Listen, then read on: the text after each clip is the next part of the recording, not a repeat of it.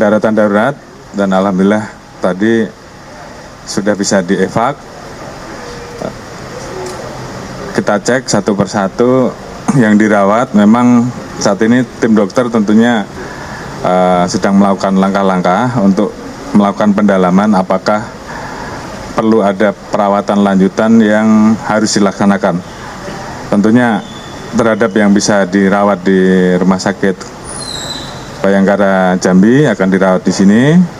Namun nanti apabila dari hasil keputusan dokter setelah dilakukan pemeriksaan secara lengkap diputuskan untuk dirawat di Jakarta, maka kita akan mempersiapkan untuk perawatan selanjutnya. Yang jelas kondisi pasien semuanya berangsur membaik ya, rata-rata mulai lebih baik karena juga tentunya ada tindakan-tindakan awal yang kemudian diberikan oleh dokter di Rumah Sakit Bayangkara Jambi.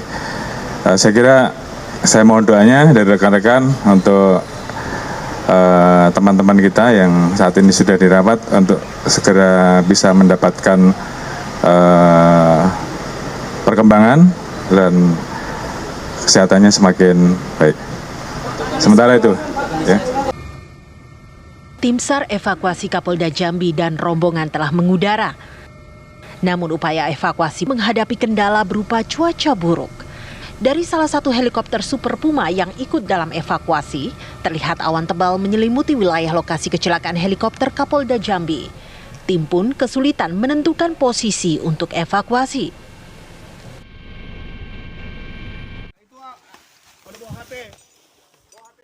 Sembari menunggu tim evakuasi yang berharap cuaca membaik, tim SAR yang mendampingi para korban di hutan mempersiapkan upaya evakuasi, baik mempersiapkan para korban maupun lapangan dengan memotongi pohon dan ranting-ranting. Begitu cuaca membaik, tim evakuasi udara berhasil menentukan titik evakuasi dan evakuasi 8 korban pun siap dilakukan. Namun, Kapolda Jambi Irjen Rusdi Hartono meminta menjadi yang terakhir dievakuasi.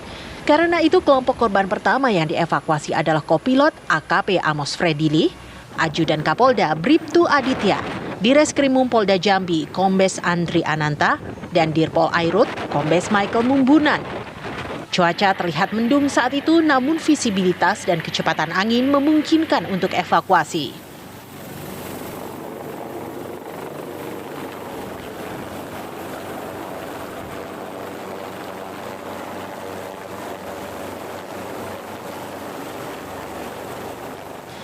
Selanjutnya, 3 korban lainnya berhasil dievakuasi meski cuaca mulai memburuk.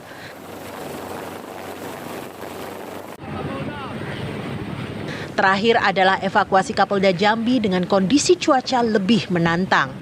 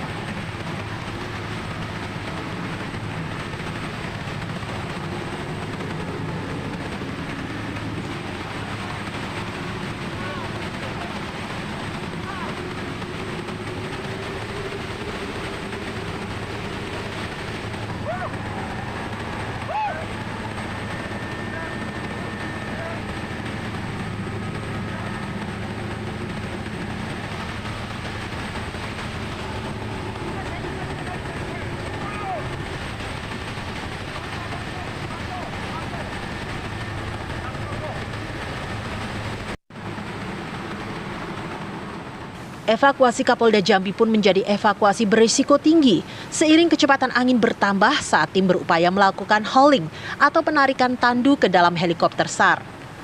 Tandu pembawa Kapolda Jambi pun berputar-putar 360 derajat dan tandu sempat terhentak karena mengenai bukaan helikopter. Meski demikian, upaya evakuasi ini berhasil menyelamatkan sang Kapolda Irjen Rusdi Hartono yang terluka paling parah dibandingkan anggota rombongannya. Seluruh korban saat ini telah mendapatkan perawatan dari tim medis.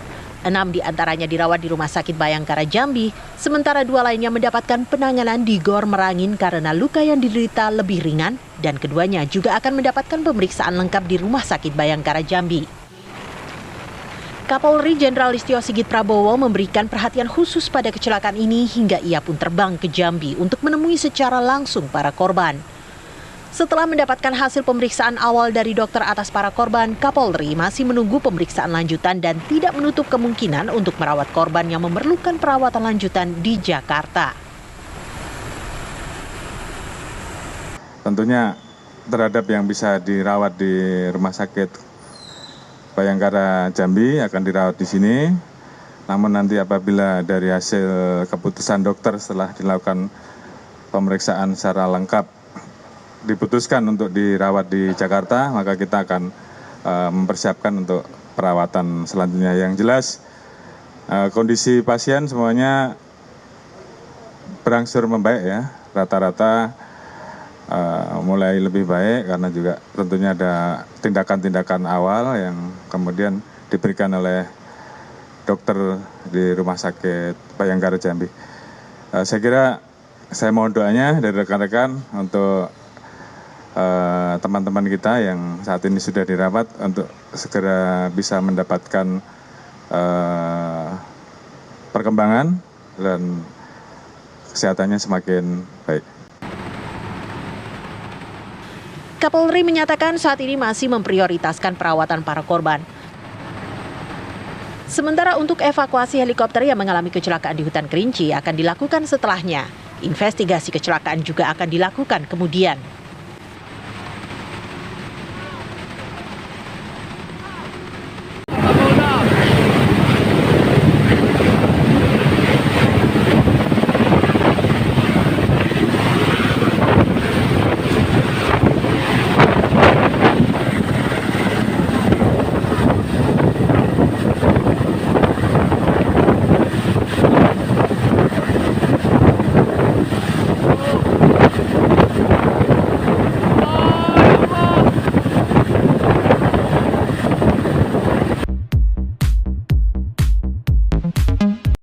Komandan Kodim tidak terima anggota saya dianiaya oleh oknum pemuda Pancasila.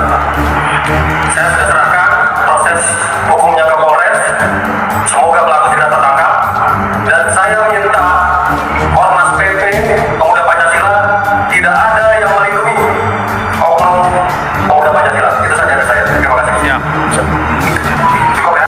Oknum Ketua Ormas Pemuda Pancasila, Insanul Afwa, ditangkap personel Polresta Deli Serdang.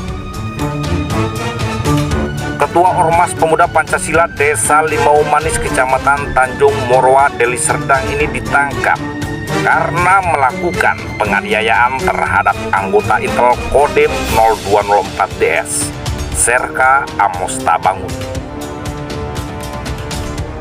Ia melakukan penganiayaan bersama 7 orang teman-temannya sesama anggota Pemuda Pancasila. Dandim 0204, Letkol Yoga Febrianto sempat hadir mendampingi Kapolresta Deli Serdang Kombes Polisi Irsan Sinuhaji dalam paparan tersebut. Saat itu ia pun dengan tegas memberikan pernyataan. Yang jelas, saya selaku Komandan Kodim tidak terima anggota saya dianiaya oleh oknum Pemuda Pancasila. Saya sudah serahkan proses hukumnya ke Polresta Deli Serdang. Semoga pelaku cepat ditangkap. Saya minta juga Ormas Pemuda Pancasila tidak ada yang melindungi oknum Pemuda Pancasila, kata Dandim. Sementara itu, Kombes Polisi Irsan Sinuhaji mengatakan, sejauh ini mereka masih terus melakukan pengejaran terhadap 7 orang pelaku lainnya. Mantan Wakapolresta Medan ini mengaku pihaknya sudah mengantongi identitas dari masing-masing pelaku. Selain Insanul Afwa, adapun identitas pelaku lain yang juga sesama anggota Ormas Pemuda Pancasila ini, yakni berinisial R, 36 tahun. D 36 tahun, ID 38 tahun, B 38 tahun, A 38 tahun, I 33 tahun, dan F 32 tahun. Jadi saat itu korban datang ke warung kafe itu bersama 2 orang temannya. Di situ terjadi kesalahpahaman, tapi yang jelas telah terjadi penganiayaan, kata Kombes Polisi Irsan Sinuhaji. Ia menyimpulkan kalau rekan korban sempat mengenali sosok para pelaku, sementara korban saat itu tidak ada yang kenal. Orang nomor 1 di Polresta Deli Serdang ini menegaskan kepada oknum anggota pemuda Pancasila lain yang belum tertangkap dapat secepatnya menyerahkan diri jika tidak akan diberikan tindakan tegas. Polisi menjerat pelaku dengan pasal 170 ayat 1 dan ayat 2 subsidiar pasal 351 ayat 1 dan 2 KUHP dengan ancaman hukuman maksimal 7 tahun penjara.